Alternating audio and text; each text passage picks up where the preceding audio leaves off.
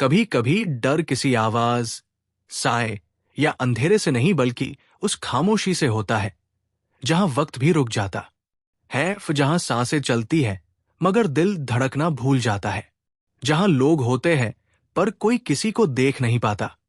उत्तर प्रदेश के एक छोटे से गांव भदरौली में एक पीपल का पेड़ था, पर यह कोई आम पेड़ नहीं था। लोग कहते थे कि इसके नीचे वक्त टिकता नहीं बल्कि उलझ जाता है। जो भी इस पेड़ के नीचे अमावस की रात को बैठा वो अगले दिन वही इंसान नहीं रहता। गांव वालों ने उसे वक्त का शापित दरवाजा कहा है। एक बाहर अंशुमान जो शहर से डॉक्यूमेंट्री बनाने आया था, इस पेड़ के बारे में सुन चुका था। शहरी दिमाग में ये सब कहानियां मजाक लगती थी, लेकिन उसे क्या पता था कि जिस डॉक्यूमेंट्री को वो रिकॉर्ड करने जा रहा है वो उसकी जिंदगी की आखिरी रिकॉर्डिंग बन जाएगी। उसने अपने कैमरे, रिकॉर्डर और मोबाइल सब सेट किया। अमावस की रात थी। चारों ओर घना कुहासा और सन्नाटा था।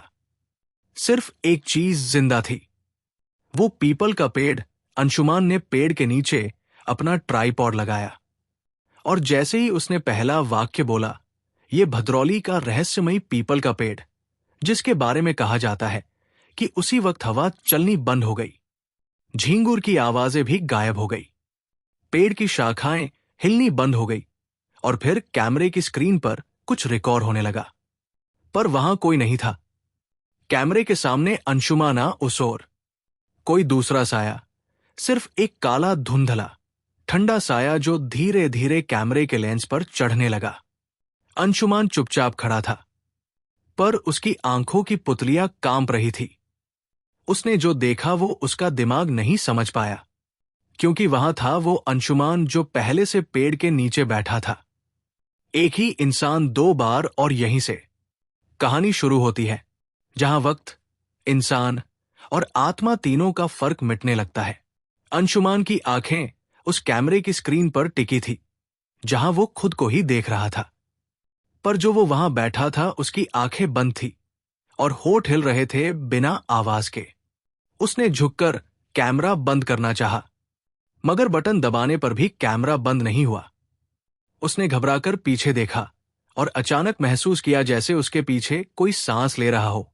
ठंडी सीली और गंदी सांसें जैसे गीली लकड़ियों के बीच सड़ती हुई मिट्टी। वो पलटा पर वहां कोई नहीं था, लेकिन तभी पीपल की डालियां, जो अब तक एकदम शांत थी, धीरे धीरे हिलने लगी। अंशुमान के रिकॉर्डर से एक धुंधली आवाज सुनाई दी, तू यहां क्यों आया है? वो चौंका। ये आवाज उसकी नहीं थी, ना रिकॉर्डिंग टीम की, बल्कि जैसे खुद धरती के अंदर से कोई बोल रहा हो। उसने तुरंत कैमरा समेटा, माइक निकाला और बोरिया बिस्तर लेकर वहां से भागने की कोशिश की। लेकिन जब वो गांव लौटने लगा तो रास्ता गायब था, वही रास्ता जो वो दोपहर में आया था। अब वहां एक कच्चा मैदान बन गया था। कोई निशान नहीं, कोई मोड़ नहीं है, सिर्फ धुंध और एक बहुत दूर चमकती पीली सी लालटेन। वो लालटेन धीरे धीरे पास आ रही थी। हर क्या आदम पर जैसे जमीन उसके नीचे से हिल रही थी। फिर उसने देखा एक बुढ़िया सूखे बालों वाली हड्डियों जैसा चेहरा, जिसकी आंखों में पुतली नहीं थी, बस सफेदी। वो पास आकर बोली, अब जब देख लिया है तो लौट कैसे पाएगा? अंशुमान चिल्लाया, कौन हो तुम? बुढ़िया मुस्कुराई और उसकी हथेली में से एक पुरानी लकड़ी की काली माला निकाली। इस पेड़ की ये पहली निशानी है, बाकी 15 तू खुद ही पाएगा। हर माला एक हिस्सा खोएगी तेरा अपना। अंशुमान पीछे हटने लगा, लेकिन उसके कदम जमीन में ढंसने लगे और फिर वो बुढ़िया गायब हो गई। सिर्फ माला उसके हाथ में थी और आवाज गूंज रही थी, जो नीचे बैठा है वो तू नहीं, तेरी याद है, तेरी जगह अब कोई और ले चुका है। और उसी वक्त अंशुमान को याद आया जब वो पेड़ के नीचे गया था। उसने अपना नाम कैमरे में नहीं बोला था, तो फिर रिकॉर्डिंग में उसका नाम कैसे आया? वो पीछे मुड़ा और देखा कैमरा अब भी रिकॉर्ड कर रहा था, पर अब उसमें उसकी जगह कोई और दिख रहा था। अंशुमान की सांसें तेज थी। हाथ में पकड़ी वो काली माला धीरे धीरे गर्म होने लगी थी, जैसे किसी तपते हुए अंगारे को थाम लिया हो उसने। वो माला जमीन पर फेंक दी, पर माला गिरने के बजाय हवा में तैरने लगी और खुद ब खुद वापस उसके गले में पड़ गई। अब ये तुझसे नहीं उतरेगी, किसी की सरसराती फुसफुसाहट ने उसके कान में कहा। वो डर से कांप गया। इधर उधर देखा पर आसपास कोई नहीं था। पीपल का पेड़ अब बहुत दूर दिख रहा था, लेकिन उसकी शाखाएं अब भी हिल रही थी, जैसे वो खुद उसे बुला रही हो। वो दौड़ते हुए गांव की ओर भागा। आखिरकार एक कच्चा रास्ता दिखाई दिया और थोड़ी ही देर में वो गांव के पहले मकान के पास पहुंच गया। गांव में अजीब सन्नाटा था, ना कुत्तों की आवाज, ना किसी की रोशनी, पर एक घर से हल्की सी दिया जलती दिखाई दी। उसने दरवाजा खटखटाया। एक बूढ़ा आदमी बाहर आया, आंखों में चश्मा, माथे पर लाल टीका। कौन? उसने पूछा। मेरा नाम अंशुमान है, मैं शहर से आया हूं। डॉक्यूमेंट्री पेड़, पीपल का पेड़। अंशुमान की सांसें टूटी हुई थी। बूढ़ा कुछ देर चुप रहा, फिर धीमी आवाज में बोला, तो तू भी चला गया उस पेड़ के नीचे? अंशुमान ने घबरा कर पूछा। आपको कैसे पता? बूढ़ा आदमी अंदर गया और एक पुराना कागज ले आया। कागज पर कई नाम लिखे थे और सबसे आखिरी नाम के नीचे आज की तारीख थी, अंशुमान 17 मई। अंशुमान ने कांपती उंगलियों से पूछा, ये क्या है? बूढ़ा बोला, ये वो लोग हैं जो उस पेड़ के नीचे गए और लौटे तो सही, पर उनके अंदर कुछ और लौट आया। अंशुमान के गले में पड़ी माला अब हल्के हल्के चमकने लगी थी। हर साल एक आत्मा उस पेड़ के नीचे जागती है और वो किसी इंसान की याद में जीने लगती है, जब तक उसके गले में ये माला ना डल जाए। क्या मतलब? अंशुमान चिल्लाया। बूढ़ा धीरे से बोला, इसका मतलब ये कि अब तू वो नहीं रहा जो तू आया था। तेरी आत्मा अब उस पेड़ के नीचे बैठी है और जो यहां खड़ा है वो उसकी परछाई है। अंशुमान के पैरों के नीचे की जमीन डोलने लगी। उसने जैसे ही आईने में खुद को देखा, उसके चेहरे पर एक और चेहरा छिपा हुआ था, हल्का सा झिलमिलाता हुआ, मगर बिल्कुल अलग, जैसे दो चेहरे एक साथ उसी शरीर पर हो। आईने से आवाज आई, अब मेरी बारी है जीने की, तू आराम कर। आईने प्रियांशु मान का चेहरा अब साफ दो हिस्सों में बंटा दिख रहा था। एक हिस्सा उसका अपना और दूसरा कुछ हरज, कुछ ऐसा जो मानो सदियों से किसी और के चेहरे की तलाश में था। आईने से आती आवाज अब तेज हो रही, थक, तेरी सांसें अब मेरी है, तेरी आंखों से मैं देखूंगा और तू बस देखता रहेगा अंदर से। अंशुमान ने डर के मारे आईना जमीन पर फेंक दिया। आईना टूटा नहीं, बल्कि उसमें से धुआं निकला, काला, भारी और सांप की तरह लहराता हुआ। वो धुआं दीवारों पर चढ़ा और फिर अचानक कमरे में हर चीज हिलने लगी। दरवाजे खुद ब खुद बंद हो गए, खिड़कियां थरथराने लगी और बूढ़ा आदमी जो अब तक शांत था, उसके चेहरे पर घबराहट फैल गई। ये अच्छा नहीं हुआ, वो बड़बड़ाया। क्या? अंशुमान चीखा। तेरी आत्मा पूरी तरह उस पेड़ में समा चुकी है। अब ये शरीर पूरी तरह उस दूसरे के कब्जे में जा रहा है। तो मैं क्या करूं? क्या कोई तरीका है इसे रोकने का? बूढ़ा कांपती आवाज। मैं बोला, एक ही रास्ता है, मूल चक्र की वापसी। मूल चक्र, जिस दिन तू उस पेड़ के नीचे बैठा था, उस दिन, उस वक्त और उस स्थिति को दोबारा बनाना पड़ेगा। हर चीज वैसी ही, वरना आत्मा हमेशा के लिए तेरे जिस्म को अपना बना लेगी और मेरी आत्मा वो पीपल की जड़ में सड़ती रहेगी। हर रात तेरी आंखों से झांकती रहेगी, तेरी यादों को खा जाएगी, तेरे रिश्तों को मिटा देगी। अंशुमान के कानों में साए साए की आवाजें गूंजने लगी, जैसे कोई पेड़ की जड़ों से सरकता हुआ धीरे धीरे उसके सिर के अंदर घुस रहा हो। उसे याद आने लगा वो रात, वो सन्नाटा, वो पीपल और वो साया जो कैमरे में दिखा था। अंशुमान ने बूढ़े से कहा, मुझे बताओ क्या करना होगा। बूढ़े ने कमरे की एक दराज खोली और वहां से सिंदूर, दिया, मिट्टी और एक अजीब सी लकड़ी की मूर्ति निकाली। ये 4 चीजें तू वहां ले जाएगा और इस बार तेरे पीछे कोई नहीं आएगा, कोई नहीं बचाएगा। अंशुमान ने धीरे से सिर हिलाया। उसके चेहरे पर अब डर नहीं, बल्कि कुछ और था। कभी कभी जब इंसान मौत से ज्यादा अपनी असलियत को खोने से डरता है, तब वो किसी भी हद तक जा सकता है। लेकिन वो नहीं जानता था कि उस रात जो दो चेहरों की लड़ाई शुरू हुई थी, वो अब सिर्फ शरीर की नहीं के अंदर पल रहे एक शाप की लड़ाई बन चुकी है। अगली रात वही अमावस आसमान फिर उसी काले पर्दे से ढका था और हवा जैसे पूरे गांव से गायब हो चुकी थी। अंशुमान अकेला वही पुराने रास्ते से उस पीपल के पेड़ की ओर जा रहा था। बूढ़े ने जो सामान दिया था वो एक झोले में बांधकर अपने कंधे से लटकाया।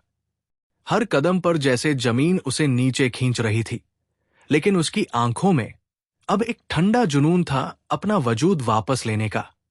जैसे ही वो पेड़ के पास पहुंचा, वो जगह बिल्कुल वैसी ही लग रही थी जैसी पहली बार थी, मगर कुछ अलग भी था। अब वहां सिर्फ पेड़ नहीं था, अब वहां पेड़ के नीचे एक दरार थी, काली सीधी तो और गहरी, जैसे जमीन ने किसी को निगल लिया हो। वही अंशुमान ने दिया निकाला, पीपल की एक सूखी पत्ती पर रखा और दिया जलाया।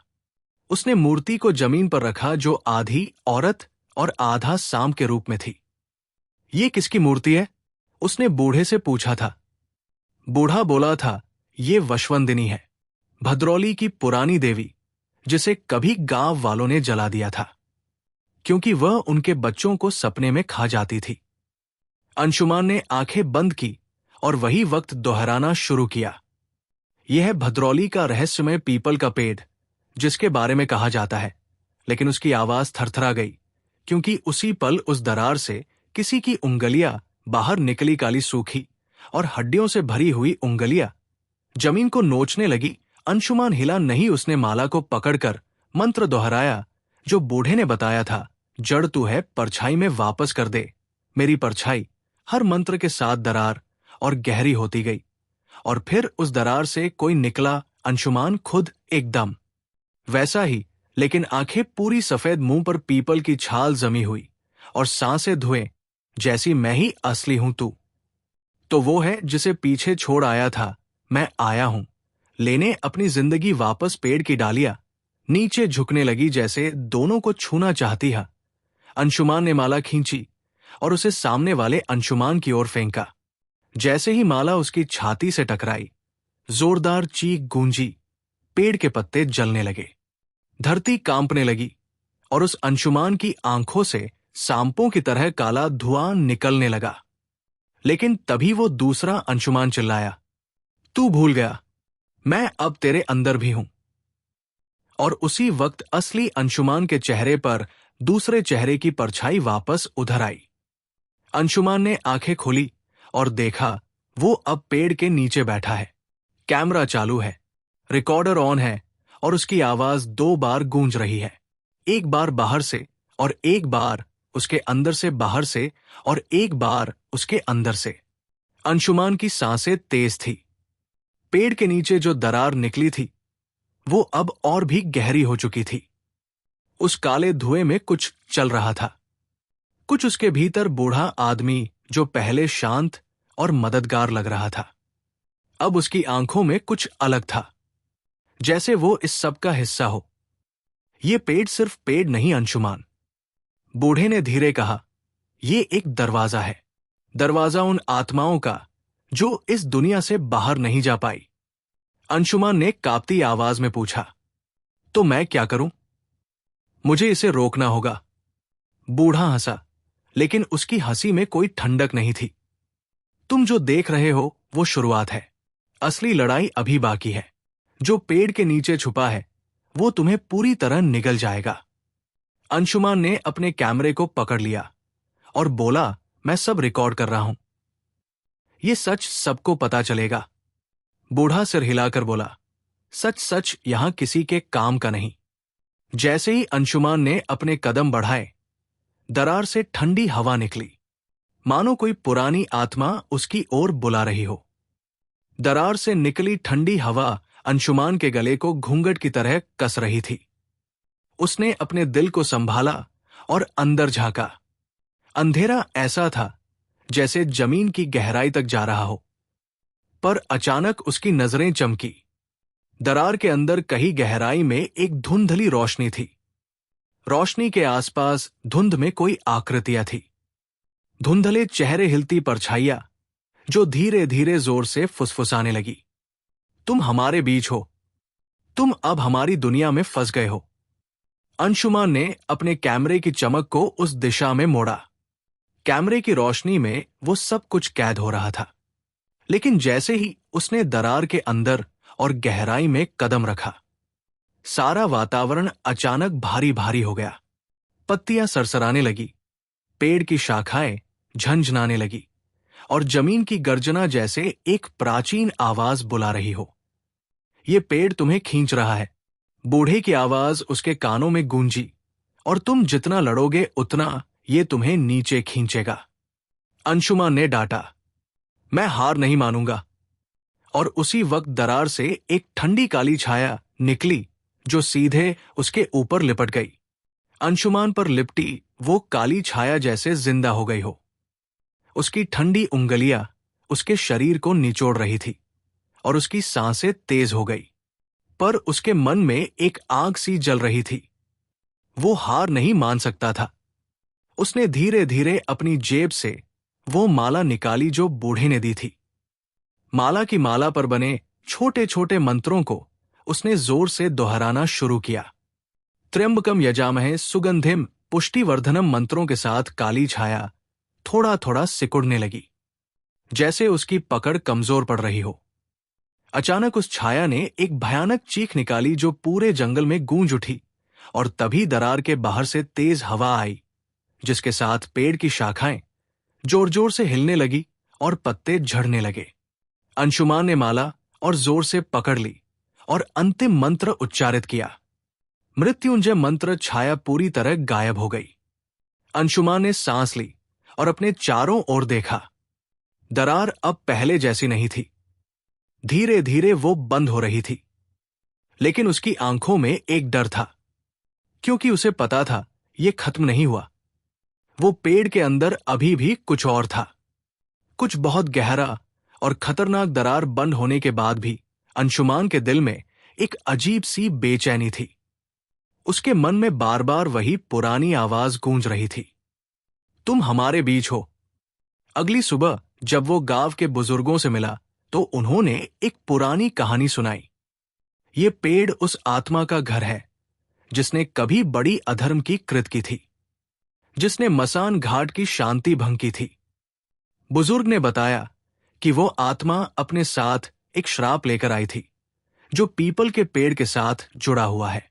जो भी पेड़ के नीचे बैठता है वो उसी श्राप का हिस्सा बन जाता है, और फिर उसे पेड़ की आत्माओं को अपनी पीड़ा बांटनी पड़ती है। अंशुमान ने अपने कैमरे में रिकॉर्डिंग चालू की और बोला, ये कहानी अब दुनिया को बतानी होगी। तभी अचानक गांव में बिजली चली गई और पूरा इलाका अंधेरे में डूब गया। बिजली चली गई थी और गांव पर अंधेरा छा गया था। सड़कें सुनसान, घरों की खिड़कियां बंद और हवाओं में एक अजीब सी सिहरन। अंशुमान अपने कैमरे के साथ उस अंधेरे में घुस गया। उसने महसूस किया जैसे पेड़ की आत्माएं उसके चारों ओर मंडरा रही हो। धीरे धीरे वो अपनी माइक से कुछ आवाजें रिकॉर्ड करने लगा, पर वो आवाजें कोई सामान्य आवाजें नहीं थी। कोई धीमी फुसफुसाहट, किसी की दबी हुई चीख और कहीं से घंटियों की बजी हुई आवाज।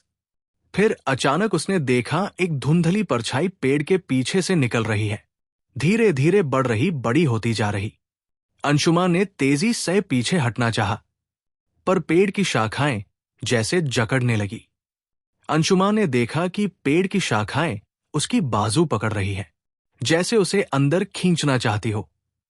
उसकी सांसें तेज हो गई, लेकिन उसने हार नहीं मानी। उसने अपने बैग से एक छोटा धूप बत्ती निकाला और उसे जलाया। धूप बत्ती की हल्की रोशनी में वो परछाई कुछ थमक गई। फिर अंशुमान ने तेज आवाज में जोर से कहा, तुम मुझसे क्या चाहते हो? मैं यहां क्यों? परछाई ने धीरे से फुसफुसाया। तुम्हें इस वृत्त से बाहर निकलना है, लेकिन यहां से भागना आसान नहीं। अंशुमान तय था न कि वो इस रहस्य को सुलझाएगा, चाहे कुछ भी हो। अंशुमान ने उस परछाई से पूछा, बताओ, ये अमसान वृत्त क्या है और इसे कैसे तोड़ा जा सकता है? परछाई ने धीरे से कहा, मसान वृत्त वो चक्र है जिसमें हर आत्मा फंस जाती है जो इस पेड़ से जुड़ी है। ये चक्र तब तक चलता रहता है जब तक कोई विशेष कर्म ना करे जो इस वृत्त को तोड़ सके। लेकिन ये आसान नहीं। इस चक्र को तोड़ने के लिए तुम्हें उस पुरानी आत्मा का सामना करना होगा जिसने इस पेड़ को शापित किया था। अंशुमान ने ठाना, मैं उस आत्मा को ढूंढूंगा और उसे मुक्त करूंगा। परछाई ने धीमी आवाज में चेतावनी दी, सावधान रहो क्योंकि हर कदम पर तुम्हारा सामना होगा डर से, और तुम्हारे अपने ही डर तुम्हें धकेलेंगे गहरे अंधेरे। परछाई ने अंशुमान को उस आत्मा की कहानी सुनानी शुरू की। कहानी कई दशकों पुरानी है। एक गांव था जिसमें एक महिला रहती थी। नाम था वशवंदिनी। वो एक शक्तिशाली तांत्रिक थी, लेकिन उसका हृदय काला था। उसने मसान घाट में घृणा और क्रूरता का बीज बोया और अपनी शक्तियों से उस जगह को शापित कर दिया।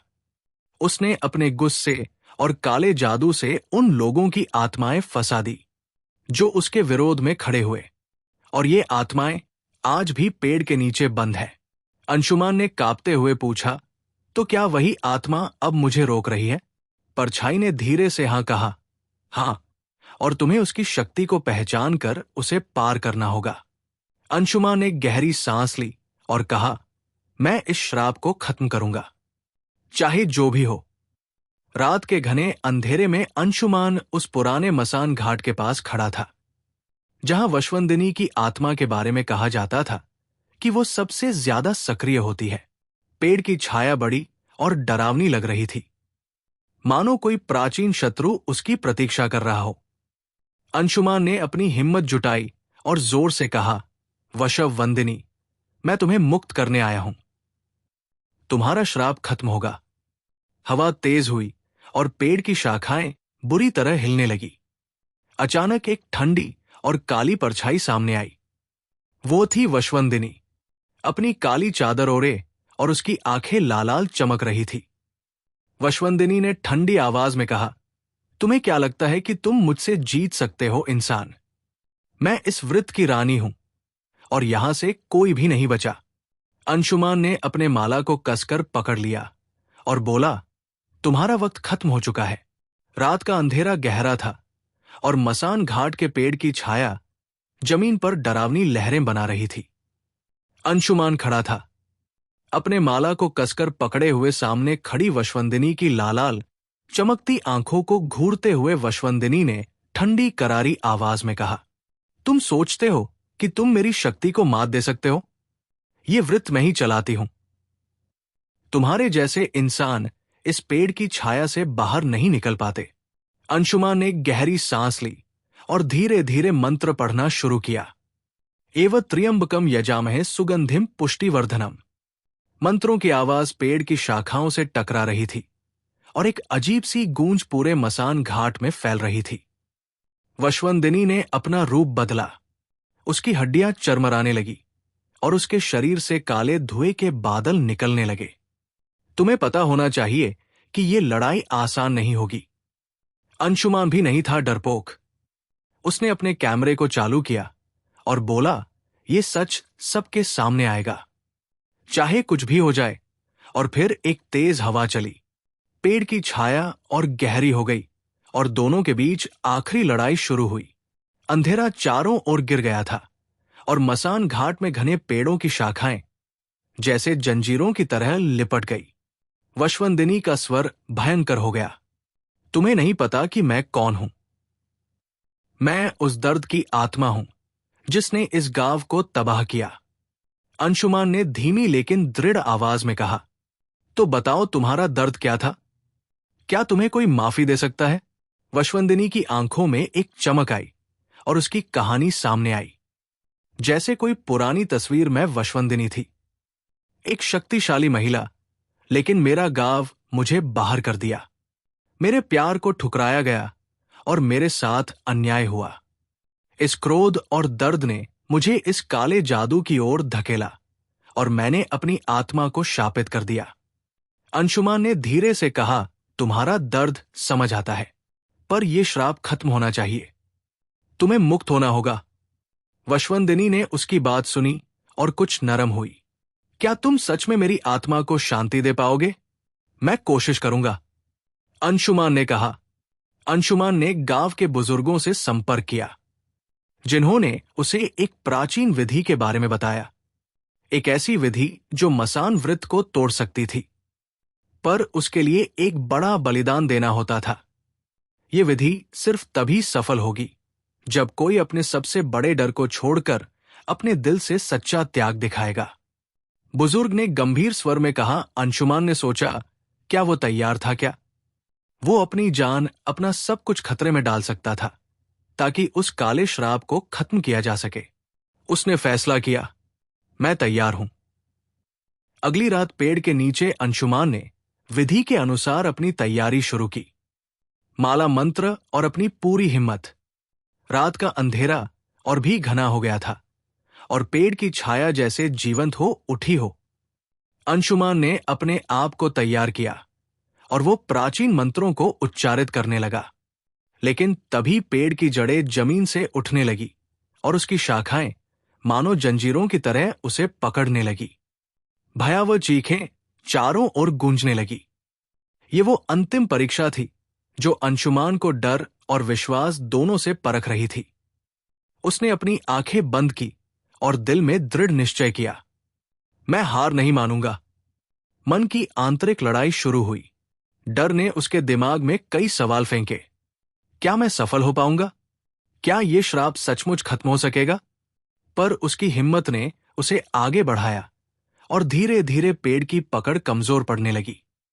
धीरे धीरे पेड़ की पकड़ कमजोर पड़ने लगी। अंशुमान की हिम्मत और विश्वास की ताकत से पेड़ की पकड़ धीरे धीरे ढीली होने लगी। वशवंदिनी की आवाज गूंजने लगी, तुमने मेरी परीक्षा पास कर ली, पर अंतिम लड़ाई अभी बाकी है। तभी पेड़ की छाया ने अपना असली रूप दिखाया। वो एक विशाल काला साया बन गया जो अंशुमान की तरफ बढ़ रहा था। अंशुमान ने माला कसकर पकड़ ली और जोर से मंत्रों का जाप किया। यूएम मणिपद में हूं। दोनों के बीच भयंकर संघर्ष हुआ। अंधकार और प्रकाश की लड़ाई, जहां हर एक शब्द, हर एक मंत्र की गूंज जंगल में सुनाई दे रही थी। अंत में अंशुमान ने अपनी पूरी शक्ति से एक आखिरी मंत्र कहा और वो साया टूटा। काली चादर फट गई और वशवंदिनी की आत्मा शांति से झूम उठी। सुबह की पहली किरणों के साथ मसान घाट पर एक नई शांति छा गई थी। वो भयानक पेड़ जो कभी डर का प्रतीक था, अब एक सामान्य पीपल की तरह खड़ा था। उसकी शाखाएं धीरे धीरे हरी होने लगी और पेड़ से निकली सभी फंसी आत्माएं मुक्त हो गई। गांव वाले भी राहत की सांस लेने लगे। अंशुमान ने कैमरा बंद किया और अपने अंदर एक गहरी तसल्ली महसूस की। पर जैसे ही वो पीछे हट रहा था, पेड़ की एक शाखा हल्की सी हिली, जैसे कोई छुपा हुआ रहस्य अभी भी जाग रहा हो। पेड़ की हल्की हिलती शाखा के बावजूद अंशुमान ने खुद से कहा, कुछ भी हो, अब इस गांव को शांति चाहिए और मैं इस शांति का रक्षक बनूंगा। गांव में धीरे धीरे जिंदगी वापस लौट आई और वो पीपल का पेड़ एक बार फिर से बस एक पेड़ बन गया। लेकिन जो डर, जो रहस्य उस पेड़ के नीचे छुपा था, वो अब हमेशा अंशुमान के दिल में एक चेतावनी बनकर रहेगा। कहानी खत्म, पर याद रखो, कभी कभी अंधेरा अपने नए रूप में वापस आ सकता है।